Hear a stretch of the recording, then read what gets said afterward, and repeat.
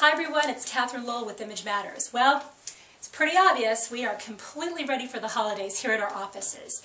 And it's the perfect time to review some behaviors for professionals to guide us through the holiday season. First, chances are you're going to be invited to a lot of holiday work-related activities. It could be the office party, the divisional gathering, or maybe even dinner at the boss's house. One thing to always remember, RSVP and promptly. By RSVPing, you're showing yourself to be a person who honors commitments in an otherwise wishy-washy world. Do not hedge. So don't respond with a maybe. And you see this on a lot of the Evites that are really popular right now.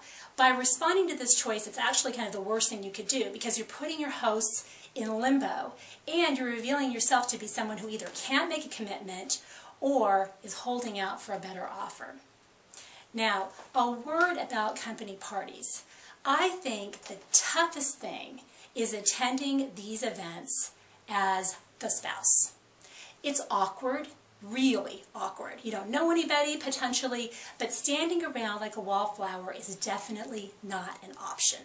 Your job is to be an asset and not a liability to your spouse. So go with them and try to be somewhat interesting.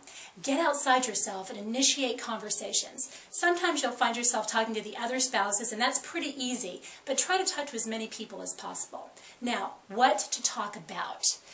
When all else fails, my favorite line is to say, tell me, how do you spend most of your free time? This is an excellent thing to say because it allows people to really choose what they say back to you. Now, another thing to remember, figure out the dress code in advance. A little reconnaissance on this will help you be more at ease, knowing you're appropriate, and you'll feel more comfortable. And ladies, remember, don't dress too sexy. Hey, it's great to be noticed, but when it comes to corporate events, it's very distracting and it's great fodder for corporate chatter around the office, if you know what I mean, the next day. Now, if you're invited to a party at someone's home, by all means, bring a gift. Why? Because it shows that you're grateful for the invitation. You acknowledge that somebody has opened their home, spending money on you, feeding you, etc. But what's a good gift? Well, if you know the person's interest, then that's pretty easy. You can get something like a book about their hobby or whatever.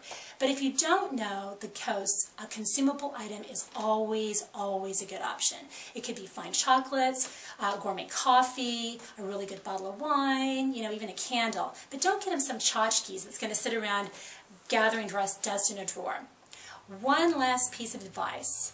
Be really careful about party hopping. You might be so popular that you think you can get to 4 parties in one night, but really think about this. Was one of the invitations for a dinner where the expectation is you'll be there from start to finish? If you get up and leave, that's going to be interpreted as incredibly rude, so be cautious about that. Finally, remember to enjoy yourself throughout the season.